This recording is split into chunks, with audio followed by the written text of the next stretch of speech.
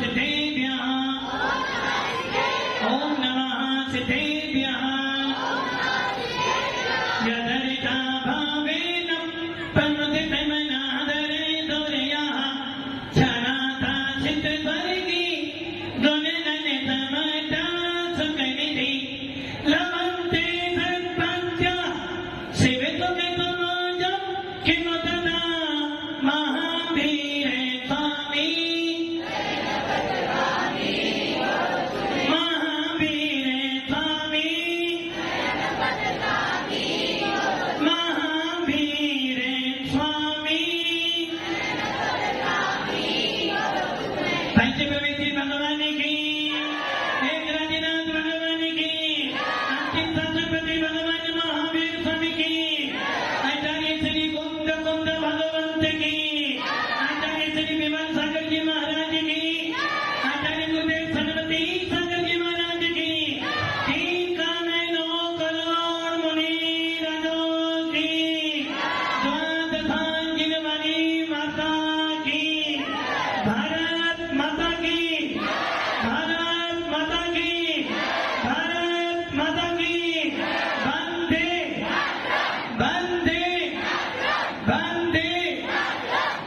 कैसे बोलते हैं वंदे मातरम? कैसे बोलते हैं? चेयरमैन जी भूल गए। अच्छा, पहले चेयरमैन ही थे, जब उठाते थे अब चेयरमैन बन गए। वंदे, दो हाथ नहीं, वंदे वंदे वंदे भारत माता की, भारत माता की। बोले वाचन आचार्य दिव्य दिवस राष्ट्रीय चंद्र आचार्य 108 सुंदर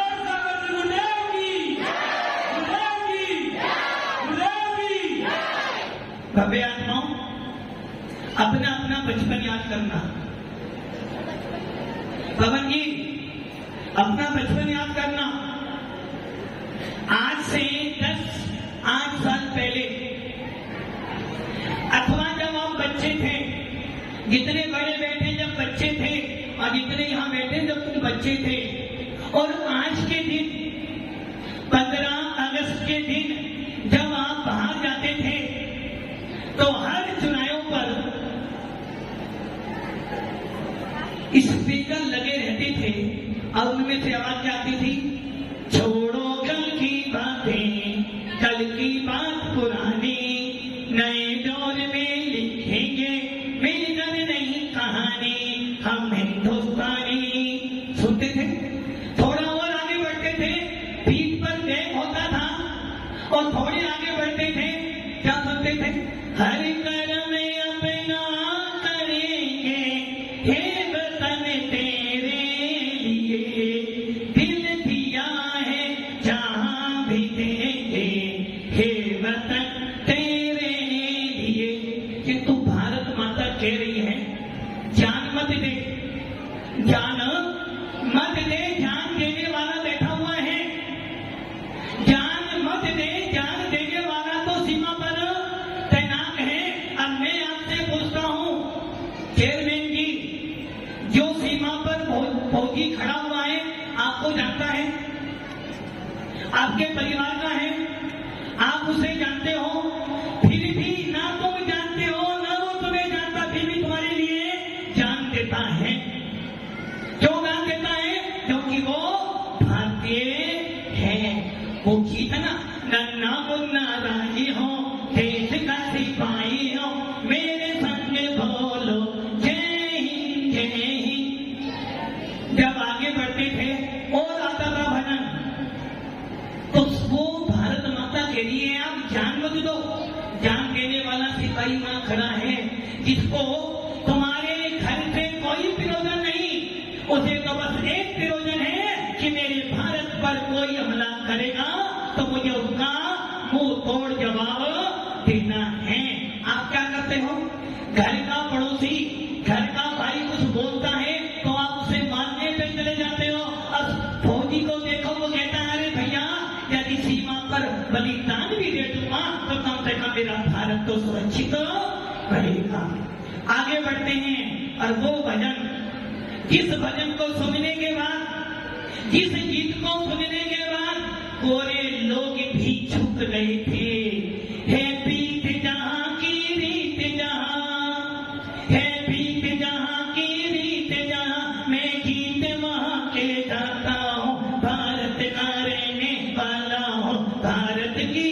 से सुनाता हूँ।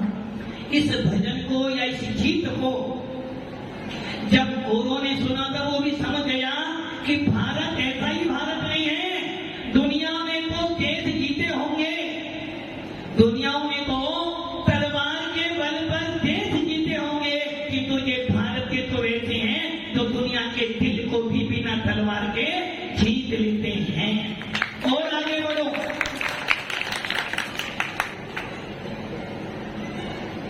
मेरे वतन के लोगों जरा आंख में भर लो पानी, जो शहीद हुए हैं उनकी जरा याद करो कुर्बानी। आपको याद आई किसी की? सच्चे मन से बोलना, झूठ नहीं बोलना। क्या आपको एक बार भी ये याद आया कि जिन शहीदों ने, जिस वीरों ने इस देश को आजाद कराने में अपना सर्वस्व विनाश कर दिया, क्या आपको एक बार भी याद आई?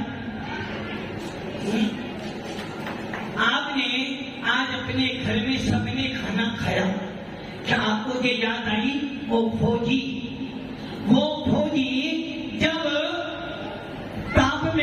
तापमान 2 डिग्री या 4 डिग्री होता है, वो फौजी उस सीमा के ऊपर 20 किलो की बंदूक और 200 किलो का वजन लेकर उस सर्दी के अंदर भी खड़ा रहता है।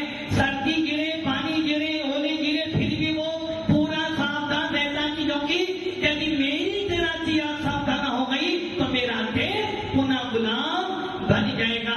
भूख प्यास सहन कर भी खड़ा होता। किसके कारण? आप लोगों के लिए नहीं, उसके दिल में ये भावना है कि मैं भारतीय हूँ और मेरा फर्ज बनता है कि जिस धरती माँ ने, सबकी माँ होती है, वस्तुवान की माँ है, अभी माँ है।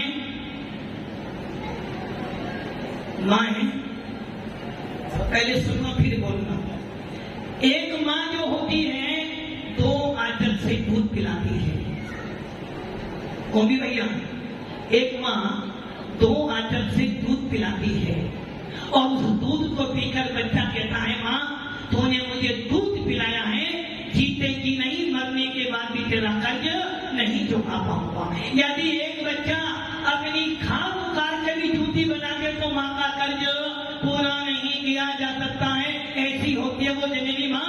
अरे जब जननी माँ ने तुम्हें एक भक्त में दूध पिलाया तो तुम्हें लगता है कि उनका कर्ज हमें चुकाना है। और इस धरती माँ ने तुम्हें स्थान दिया, इस धरती माँ के अनाज को खाकर तुम इतने बड़े हुए, तो धरती माँ तुम्हें हर साल, हर बार, हर भर में स्थान देती है। ऐसी धरती माँ का कर्ज कभी नहीं चुकाया जा सकता है।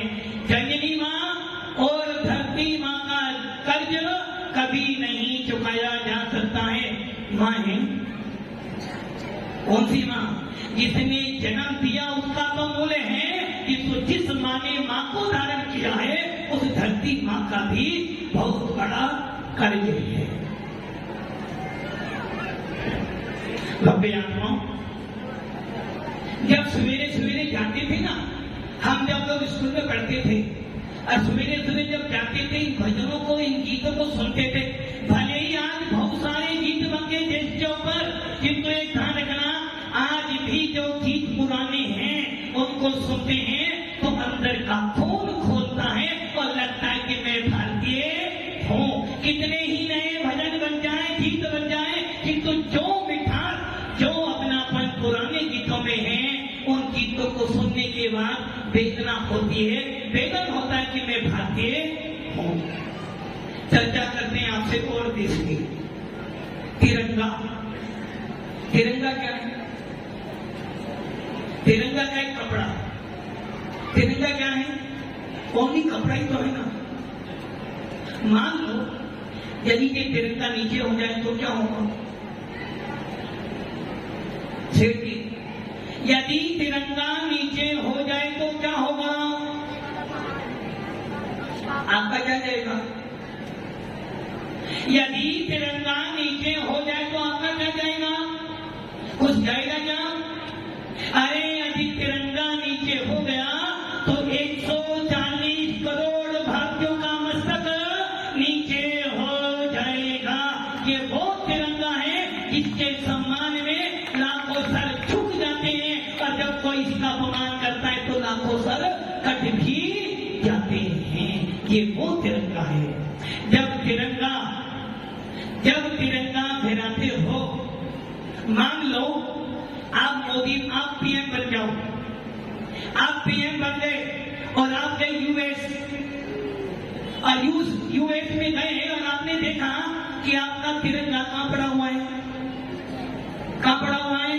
नीचे बोलो क्या हुआ? किसका अपमान है? पीएम का? पूरे देश का नहीं, 140 करोड़ भारतीयों का अपमान है।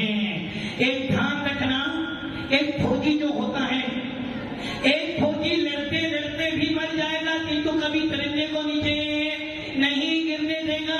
और मान लो यदि आप तिरंगे को नीचे डाल दो तो क्या होगा? यदि आप तिरंगा का अपमान कर दो, उसे नीचे डाल दो तो क्या होगा? आपको सजा मिलेगी। कहां पे मिलेगी? हिंदुस्तान में। और विदेश में हो तो कोई सजा। एक फौजी मरता मर जाएगा किंतु तिरंगे को कभी नीचे नहीं डालेगा। अभी मैं आपसे पूछता हूं धनपाल जी, आपके हाथ में तिरंगा है, कितने का है? एक तिरंगे का मूल्य कितना है? एक तिरंगा का मूल्य कितना है? चेयरमैन जी, आप तिरंगा फहराया था ना आपने, कितने का लाए थे? नहीं, ये तो गलत कह रहे हो। वो तो आप यहाँ, ये तो आप भाषण की बातें बोल रहे हो। मैं पूछ रहा हूँ, आज आपने बाजार में देखा होगा बहुत से लोग तिरंगा बेच रहे होंगे। किसी ने अपने गाल पे टैटू बनाया है, तो किसी ने अपने हाथ पे टैटू बनाया है, तो किसी ने अपनी गाड़ी पे लगाया है, और किसी ने उसे हाथ में पकड़ा है। और कोई भाग उस तिरंगे को 5-5, 10-10 रुपए में बेच रहा। कितना मूल्य तिरंगा का? कितना? 10। अब उसके लेने के लिए भी आप भैया 9 लगा ले, 9 तिरंगे 5 है, 9 लगा ले। अरे उस तिरंगा का कोई मोल नहीं, उस तिरंगा का मोल तो है 140 करोड़ भारतीयों का जो सम्मान है, वो तिरंगे का सम्मान है, वो मूल्य है उस तिरंगे का। इस आजादी को जो तिरंगा है, कितने रंग उसके अंदर? 3 रंग। अभी माता जी बोल रहे थे ना, भगवान महावीर ने क्या दिया आपको? भगवान महावीर ने तो वो सिद्धांत दिए हैं, इस सिद्धांतों को पालन कर कोई भी देश भारतीय जैसा हो सकता है। सबसे पहला सिद्धांत माता जी ने बोला कौन सा? जियो। और सारे देश, सारी कंट्रियां स्वयं जीती है, दूसरे को मारती है, किंतु भगवान महावीर की ये धरा, भगवान महावीर का ये शासन कहता है जियो और जीने दो। पहले स्वयं जियो, दूसरे को भी जीने दो। दूसरा सिद्धांत, आप परिग्रहवाद जितनी जरूरत है उतना लो, बाकी सबका साथ छोड़ दो। नंबर 3, परस्परों करो जीवाना, आपस में एक दूसरे का सहयोग करो। नंबर 4, इस पर महात्मा गांधी ने कहा था, यदि देश को आजाद कराना है, यदि देश को आजाद कराना है तो एक जैन व्यक्ति को पकड़ लेना। यदि विश्व को शांति की प्राप्ति करनी है तो एक जैन व्यक्ति को पकड़ लेना। और देख लो, महात्मा गांधी ने एक जैन को पकड़ा। नरेंद्र जी चेयरमैन हो, ये बता दो महात्मा गांधी के गुरु कौन थे? उनकी नेता को आप ही हो। भगवान महावीर के शासन को मानने वाले श्रीमद रायचंद जी महात्मा गांधी के गुरु थे, और उन्होंने एक ही बात बनाया था, अहिंसा परमो धर्म। और भक्ति आत्माओं, जब देश आजाद हुआ था, इसी नारे से आजाद हुआ था। अब मैं आपसे सवाल और पूछता हूँ, इस देश की आजादी में वो जो तिरंगा है ना, तिरंगा, वो तिरंगा मात्र कपड़ा नहीं है। उस तिरंगे में ना जाने कितनी माओं ने अपने लालों की कुर्बानी दी है। उस तिरंगे में ना जाने कितनी बहनों ने अपने भाइयों की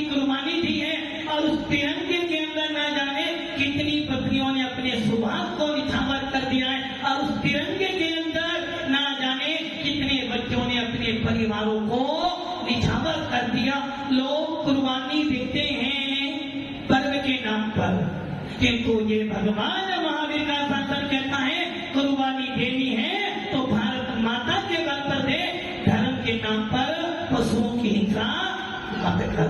ये तिरंगा मात्र कपड़ा नहीं है, ये तिरंगा 140 करोड़ भारतीयों की आन बान और शान है।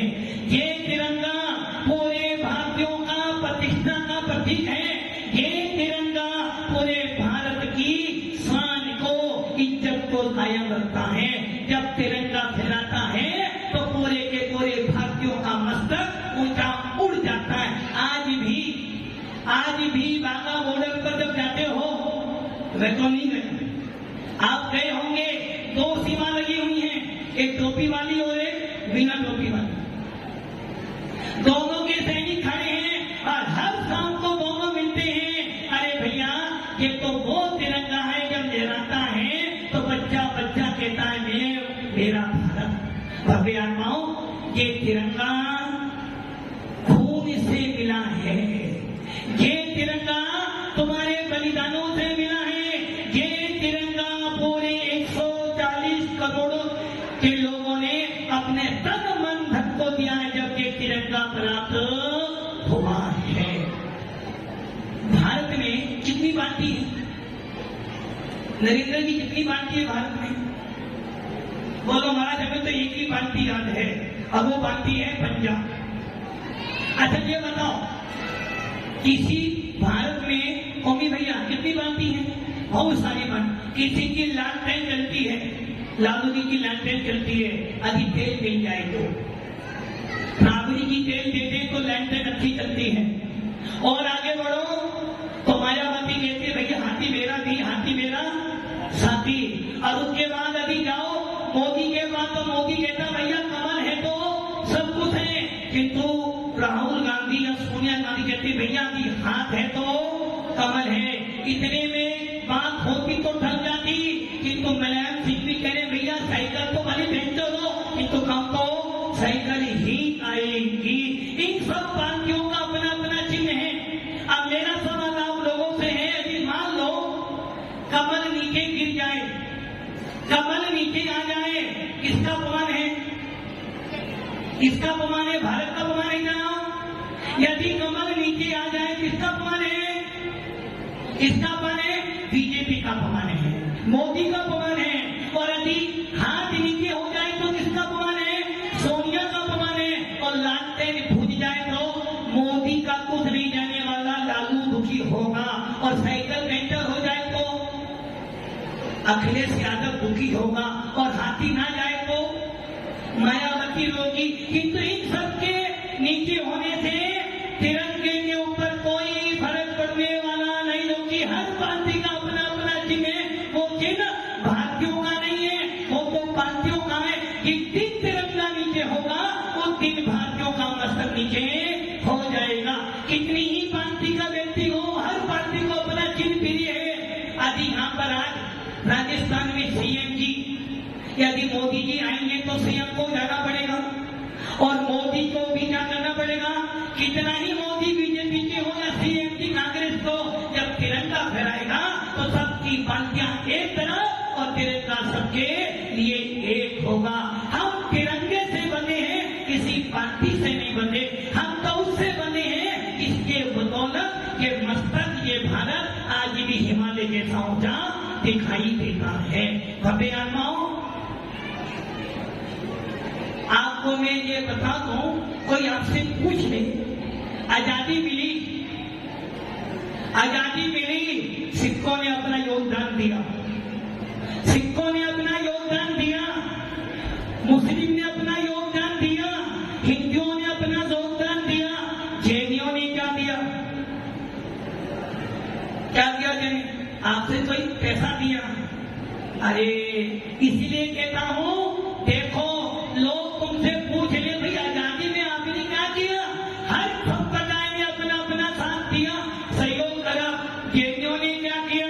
तो हमारा इतिहास भी कहता है, हमारा इतिहास भी कहता है 5000 जैनियों ने उस समय जब देश गुलाम था, 5000 जैन ब्रिटिश सरकार ने 5000 जैनियों को बंद किया और इतना नहीं, लगभग 50 जैन व्यक्ति शहीद हुए और इसके अलावा सैकड़ों लोगों ने तन मन धन से अपना सब कुछ इस देश की आजादी में अपना योगदान दिया। ये आजादी खून से मिली है, इसको जैनियों का भी सहयोग है। और ये बात ध्यान रखना, लाला लाजपत राय कौन थे? पंजाब केसरी लाला लाजपत राय जैन थे, जैन। किंतु क्योंकि आपको फुर्सत नहीं, मोदी जी ने तिरंगा भरा दिया, हमने सलामी दे दी, हमारा राष्ट्रीय बल पूरा। और एक ध्यान रखना, कल बाजार में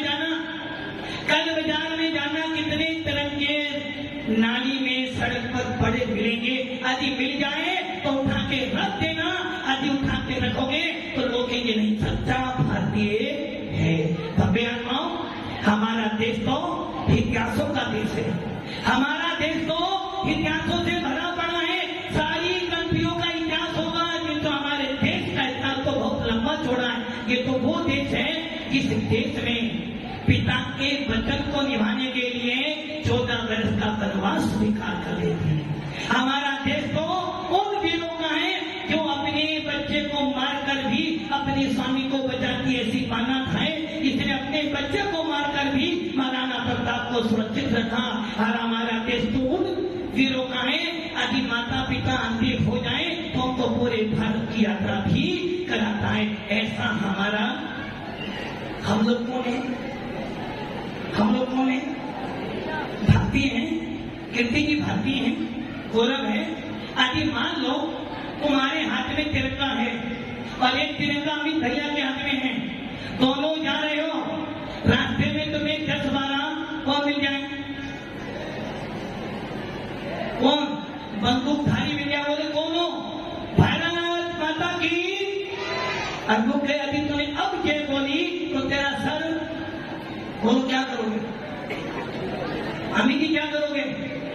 वो कह रहे हैं तिरंगा नीचे छोड़, तिरंगा नीचे डाल, तो तुझे छोड़ दूंगा, तो तेरा पूरा परिवार जाएगा। बोलो क्या करोगे?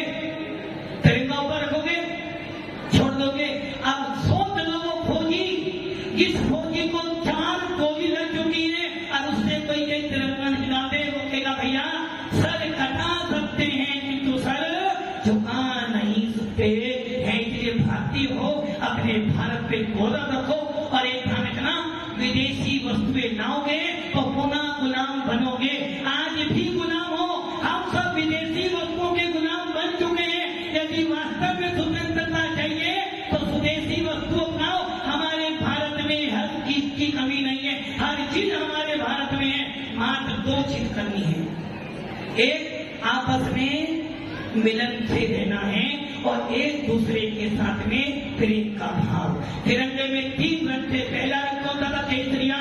केसरिया लाल की, बोलते ना, केसरिया चीन चेहरा है, रंग चेहरा है। ये केसरिया रंग साहस का प्रतीक है, ये केसरिया रंग सूरवीरता का प्रतीक है और ये केसरिया रंग क्रांति का प्रतीक है। यदि कोई हमें छेड़ेगा, पहले तो छेड़ेंगे नहीं, यदि कोई हमें छेड़ेगा तो ये केसरिया रंग कहना सूरवीर है, कायर नहीं है, भगवान महावीर के वंशज है, मारना भी जानते हैं तो मरना भी जानते हैं। दूसरा रंग सफेद, सफेद क्या कह रहा है? जियो और शांति से जीने दो, शांति से जियोगे तो भारत में तुम्हें रहने देंगे। टोपी वाला हो, मूछ वाला हो, शांति से जियोगे तो भारत में रहने देगा।